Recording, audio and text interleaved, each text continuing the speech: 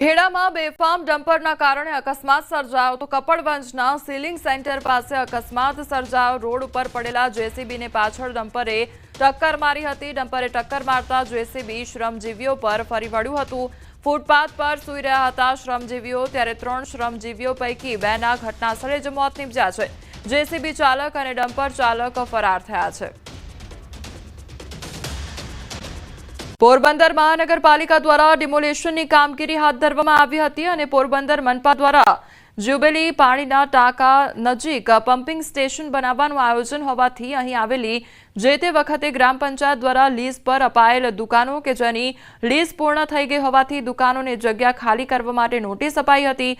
તો બાદમાં હવે 7 દુકાનોને આખરી નોટિસ આપી દુકાનો તોડી પાડવા માટે કાર્યવાહી હાથ ધરવામાં આવી હતી, પરંતુ દુકાનદારો દ્વારા થોડા દિવસના સમયની માંગ કરાતા મનપા દ્વારા 2 દિવસનો સમય આપવામાં આવ્યો છે। ભૂતકાળમાં પણ આ વિસ્તારમાં પાણી ચોરી અને વેચાણના પણ કિસ્સાઓ સામે આવ્યા હતા, જે બાદ સીલ સહિતની કાર્યવાહી પણ હાથ ધરવામાં આવી હતી।